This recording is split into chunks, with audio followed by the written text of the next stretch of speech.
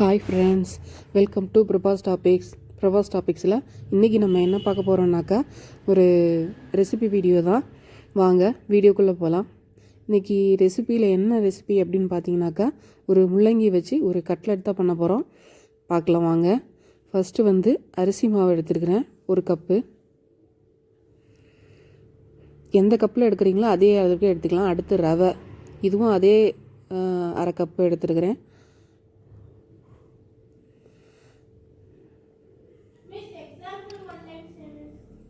அதுக்கடுத்து கார்ன்ஃப்ளவர் மாவு, அதுவும் அதே அரை கப்பு எடுத்துருக்கிறேன். அதுக்கப்புறம் பொட்டுக்கடலை நல்லா மிக்சியில் மையாக அரைச்சி வச்சுருக்கிறேன். அதுவும் அதே அரை கப்பு, அதாவது அந்த கப்புக்கு அரை கப்பு எடுத்துருக்கிறேன்.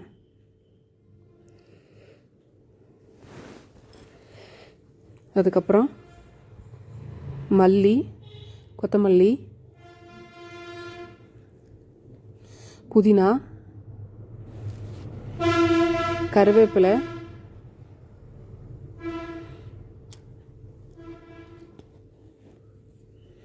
அதுக்கப்புறம் முள்ளங்கி நல்ல தோல் சீவிட்டு நல்ல பொடியாக இது பண்ணி வச்சுருக்கிறேன்.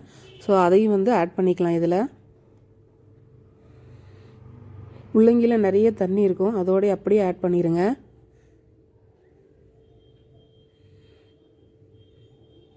பாத்திரம் சின்னதாக இருக்கிறனால நான் வேறு பாத்திரம் மாற்றிக்கிட்டேன். அதோட இஞ்சி, பூண்டு, வெங்காயம், பச்சை மிளகா எல்லாம் சேர்த்துருக்கேன். கொஞ்சம் உப்பு. இது நல்லா பிசைஞ்சிக்கலாம். தண்ணி ஃபஸ்ட்டு ஊற்ற வேண்டாம். ஆல்ரெடி முள்ளங்கி தண்ணி சத்து அதிகமாக இருக்கும், அதனால் நம்ம நல்லா பிசைஞ்சிக்கிட்டு தேவைன்னா பார்த்துட்டு ஊற்றிக்கலாம். இதுக்கு தண்ணியே தேவைப்படாதுன்னு நினைக்கிறேன், ஏன்னா அதில் இருக்கிற தண்ணி சத்தே போதும். வெங்காயம், முள்ளங்கிலே தண்ணி நிறையா இருக்கும். அதுக்கப்புறம் வெண்ணெய் கொஞ்சம் உருக்கி ஊற்றிருக்கிறேன்.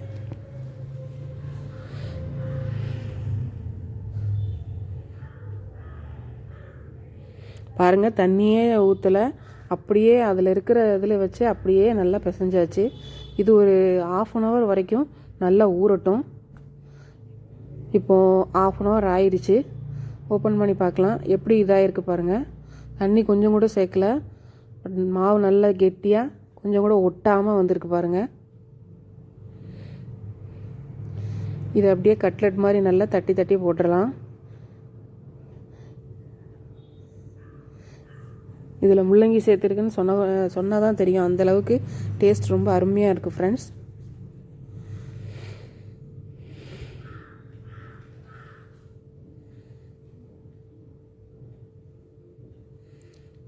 இது மாதிரி நல்லா ரெடி பண்ணி வச்சுக்கலாம். அடுத்து எண்ணெய் காஞ்சிட்ருக்கு. ஃபஸ்ட்டு 2 மட்டும் போட்டு எடுத்துக்கலாம். அதுக்கப்புறம் நம்ம எடுத்து மற்றதெல்லாம் போடலாம்.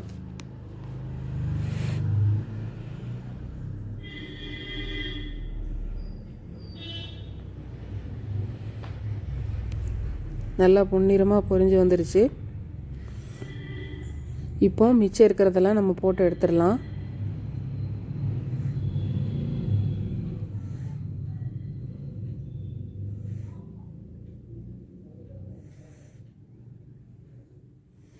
தீ ஓரளவுக்கு மீடியம் ஃப்ளேமில் வச்சே பண்ணுங்கள். ஃப்ளேம் அதிகமாக இருந்ததுன்னா உள்ளே இருக்கிற மாவு வேகாது. 1/2 அன் ஹவர் வரைக்கும் இந்த மாவு நல்லா ஊறிச்சினாலே சூப்பராக வந்துடும்.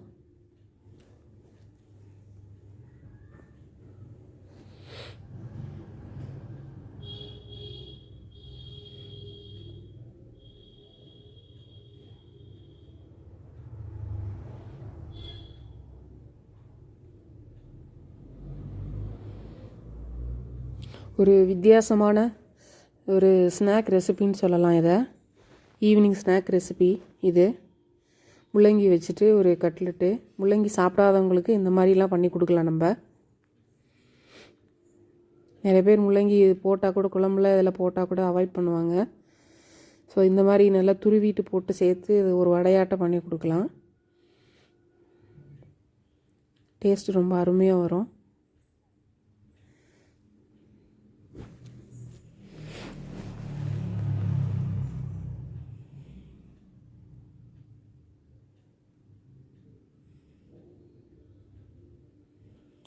நல்லா பொன்னிறமாக வந்தக்கப்புறம் எடுத்துடலாம்.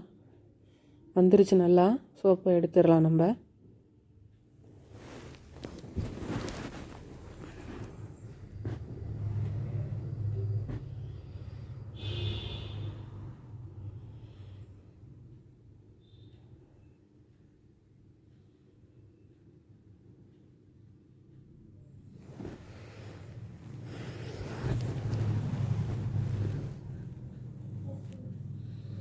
இப்போது மிச்சம் இருக்கிறதையும் போட்டுடலாம். போட்டு எடுத்துடலாம் நம்ம.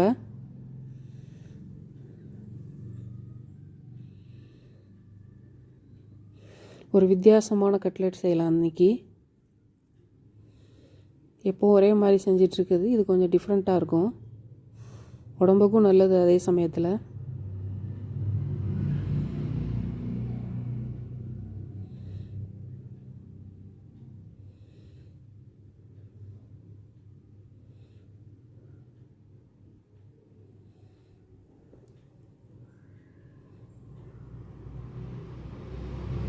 அவ்வளோதான் ஃப்ரெண்ட்ஸ், ரெடி ஆயிடுச்சு நம்ம முள்ளங்கி கட்லெட். நீங்களும் உங்கள் வீட்டில் இது மாதிரி செஞ்சு பாருங்கள். பிடிச்சிருந்தால் லைக் பண்ணுங்கள், ஷேர் பண்ணுங்கள். தேங்க்ஸ் ஃபார் வாட்சிங். தேங்க்யூ. பாய்.